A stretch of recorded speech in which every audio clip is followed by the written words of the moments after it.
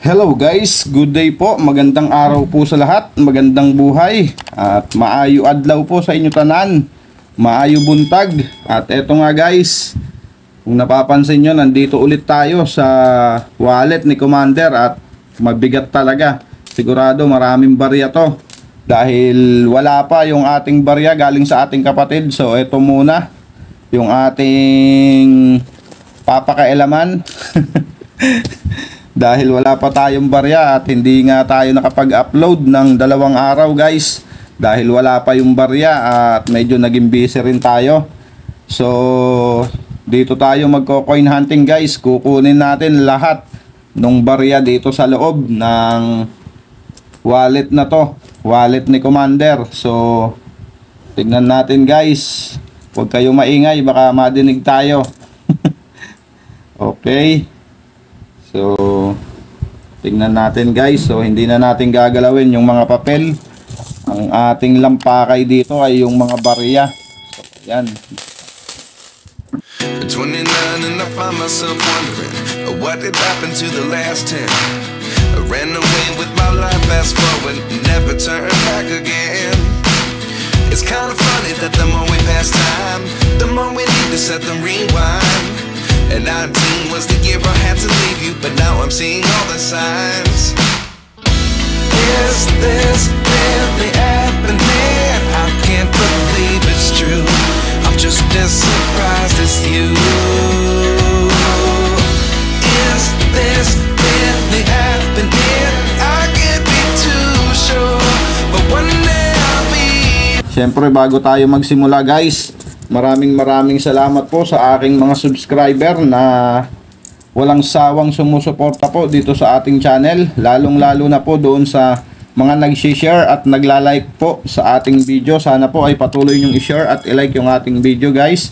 I-share nyo po sa mga kakilala at kaibigan nyo guys para magkaroon din sila ng idea sa mga barya natin na may mataas na halaga na umiikot pa sa ating sirkulasyon. So umpisahan na natin to guys, itong ating coin hunting dito sa 25 cents, 25 centimo. So ang hinahanap dito ay 2017. Ang hard to find po dito sa NGC na 25 centavo. So tara guys, baka maka-jackpot tayo dito ng 2017. Ang first coin natin 2018. So come on. Next coin, year 2020 at kompleto na nga tayo nito. So shout out sa may hawak ng 2021 kung meron na. Comment down below guys kung may hawak na kayong year 2021 na NGC na 25 centimo. So ayan, year 2021 kung meron na kayo guys, comment down below at isend nyo lang po yung picture sa ating FB page, Coins TV. At ang ating next coin, year 2019. Hello mint mark. So common at another year 2020 at madami na rin year 2020 guys. Nung una madalang dito sa amin yan, ngayon naglabasan na rin year 2019 na upper mint mark. So common lang din yan. Next coin, year 2019 na low mint mark, common. At ang ating next coin, another year 2020, common. At ang ating next coin 2020 ulit oh. Madami na talagang year 2020 dito sa aming lugar. So Bulacan po tayo guys. Bulacan, shout out kay RDC Coins. Shout out kay sir, taga Bulacan. Okay, proceed na tayo dito. Year 2020 ulit. Common. Next coin, another year 2020. At wala pang nasasalit na 2021. Kaya kung may hawak kayo, comment down below. Okay, ang last coin natin dito sa 25 centimo guys. Year 2020. So, wala. Kompleto na tayo niyan sa year 2020 na yan. Kaya hindi na natin siya kailangan. Okay, dito naman tayo sa 5 piso na NGC na 5 piraso lang. So, umpisahan na natin guys dito sa nonagonal year 2020 at kompleto na rin tayo niyan. At shout out din sa may hawak ng year 2021 na nonagonal. At meron na tayo niyan guys, 3 piraso yata, madalang pa dito sa lugar namin. So, ewan ko sa lugar ninyo guys, depende rin kasi minsan sa lugar. So, comment down below kung common lang sa inyo yan guys, year 2021 na nonagonal type. At ang next coin natin, year 2020 na round shape. At ito ay may nagsasabi na meron na rin daw silang year 2021. Dahil ito guys, hinintunan ng Bangko Sentral ang paggawa nito dahil nga pinalitan na nitong nonagonal. Dahil nagkakaroon ng conflict dito daw sa piso at 5 piso. So halos magkasinlaki lang din kasi sila. Ayan, napapagkamalan daw ng karamihan na piso lang din itong 5 piso. Kaya gumawa ang Bangko Sentral ng bago na nonagonal type. So ito po ang kapalit nitong round shape. Ayan guys. Common yan. Kompleto na rin tayo niyan. Year 2020. Ang next coin natin, year 2019. So, on. Next coin, year 2018. So, frost ang hinahanap natin dyan sa 2019 at 2018 na round shape. Okay, at ang ating next coin, year 2019 at sisilipin lang natin to guys likod ng mahiwagang panilip natin at wala namang ganong special sa kanya kaya dyan na yan. At ayan nga, wala pa rin tayong nakukuha. At maraming salamat din sa mga kapwa ko coin hunter dyan at sa mga idol natin na coin collector. Maraming salamat po sa suporta dito sa aking channel. At tara guys, ito ang nag-iisang 10 piso na NGC. At ang hard to find dito at hinahanap ng mga collector ay 2017. So ito ay year 2018. So wala. Common ang nag-iisa nating 10 piso. At dito naman ay 2019 ang ating hinahanap. At saka yung year 2020 na upper mint mark. So ayan. At ang ating first coin dito sa 20 pesos ay year 2020. So low mint mark siya. Common. Next coin natin, another year 2020 na low mint mark. So, common. At ang napakaganda pa nitong kondisyon na to. At lagpas ang kanyang kwelyo guys. So itong dalawang nauna hindi ko napansin. Ayan, lagpas din. Na binibili daw di umano ng mahal. So wala tayong magagawa dahil yun ang gusto niya. Okay, year 2020. Common, lagpas kwelyo yan guys, 3. Ito pa oh. Lagpas kwelyo. So kahit gaano katagal kayong nag-share at nagpapalo dyan, abutin kayo ng 10 taon, hindi kayo mapapansin yan guys dahil scripted lang yan. Okay guys, ang ating next coin, year 2020 ulit. At common. So ayan, wala pa rin tayong na-hunt guys. So dito tayo sa piso na BSP. So ayan, puro BSP yan. Hiniwalay ko na. At may nasalit pa ditong isang NGC. At ayan pa. So ayan guys, ang ating BSP series na piso. At ito ay iniintay na lang din maubos dahil may kapalit na to. Etong NGC na piso. So eto guys ang ating first coin sa ating BSP na piso, year 2013. Common. Next coin 2014. Common. Next coin 2011. 2005 ang hinahanap natin dito sa BSP guys. At ito ay sisilipin lang natin. Wala namang ganong special sa kanya guys. So hayaan na natin yan dyan. Next coin, year 2010. Common. And another, yan no. Nasisira na yung barya. Nabubutas na yung pinaka-coat niya. Nawawala na kaya lumalabas na yung bakal. Okay, ang ating next coin, year 2010, common.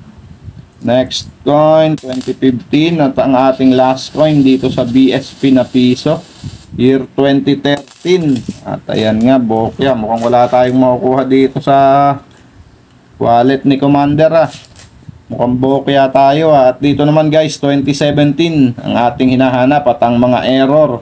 So kung swertihin tayo, madadali natin yan. Ang ating first coin dito sa NGC na piso naman, year 2018, common. 2018 na upper mint mark, hinahanap din natin yan guys. Ating next coin, 2019 na low mint mark, common. At ang ating next coin, 2018 na low mint mark, common. Next coin, 2019, common.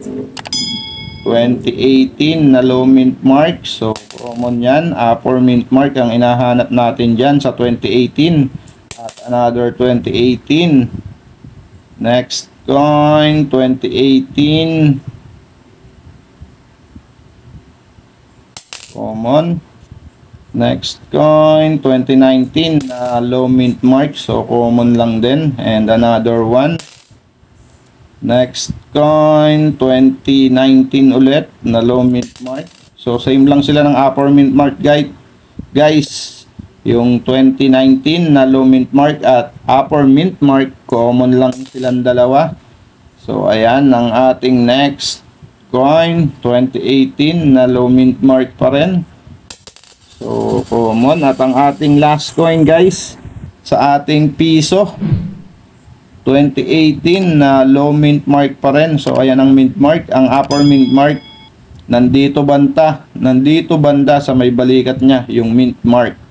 So ayan, common. At wala, bokya tayo guys dito sa mga nauna. So uy, may piso pa pala dito guys. 2016 ay nasalit pang piso, hindi pa naging 2005. So ayan, bokya pa rin. So tignan natin dito, baka makadali tayo dito guys. 5 piso, oy. At ang ating first coin guys dito sa 5 piso, 2001. So common.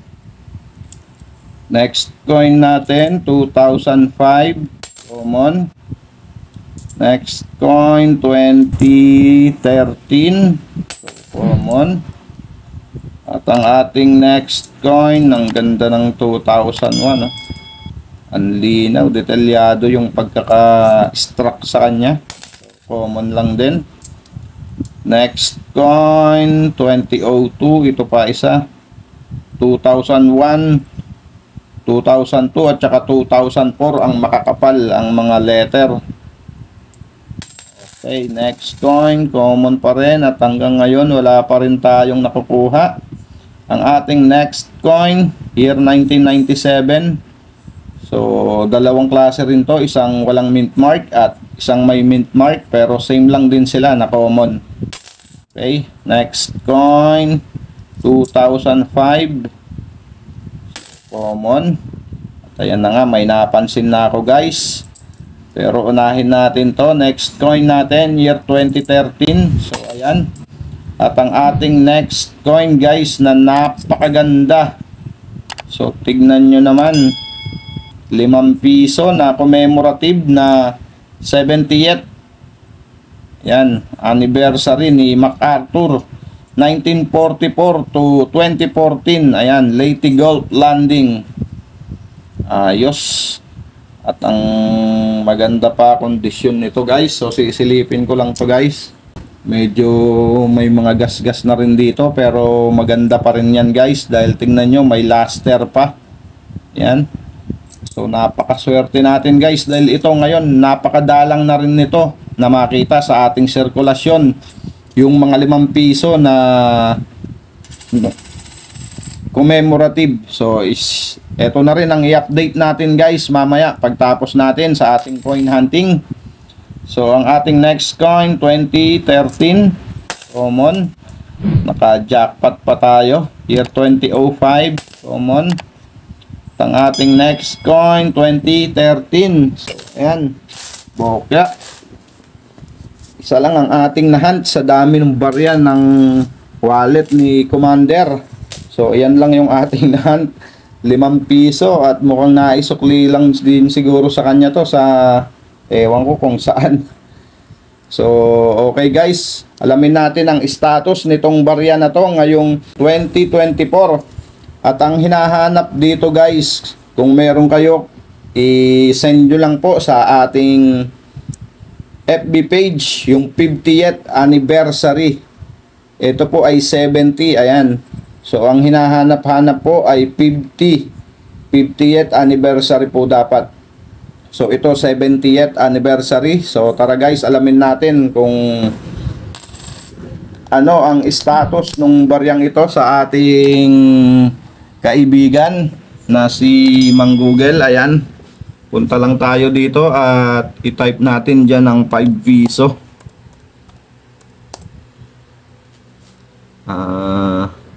5 piso 70th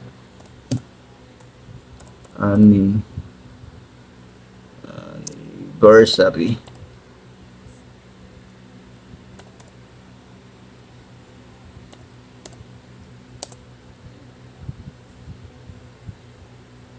th anniversary numista.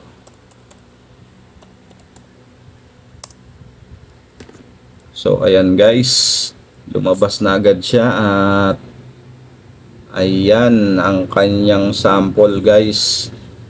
At ito ang kanyang features guys. So makikita nyo dyan ang lahat ng impormasyon dito sa baryang ito, at ang kanyang composition ay nickel brass. So ayan guys, at diretso na nga tayo dito sa kanyang collector's value or price appraisal. So tara guys, so ayan, year 2014 ang kanyang date. At ang kanyang collector's value dito sa very good at fine, wala. Dito tayo mag-uumpisa sa very fine condition, 26 pesos. Dito naman sa extra fine, 37 pesos. At dito sa AU condition, 110 pesos. At dito sa uncirculated ay 120 pesos. So hindi na masama guys, medyo malaki-laki na rin ang collector's value nito. Ang 70th anniversary ni MacArthur, ang Gulf Landing. So ayan, kung may hawak kayong AU condition at uncirculated, so hindi na masama. 110 at 120 pesos. So medyo malaki na guys. Pero nga, ang sabi ko nga sa inyo, kung ang hawak nyo ay yung 50th anniversary na Gulf Landing, so comment lang kayo sa ating FB page. So bibiling ko sa inyo yan guys, na maganda-ganda ang presyo. Ayan, may 5 star pa sa dulo. 50th anniversary guys. So maraming salamat po sa mga sumama dito sa ating coin hunting guys. Sana po ay i-like at i-share nyo yung ating video at subscribe po sa ating channel. Baka po hindi ka pa nakasubscribe, pasuyo na po ng subscribe button. At yung notification bell, huwag nyo pong kakalimutan para updated po kayo sa ating mga video. So ayan guys, maraming salamat. Keep safe always and God bless.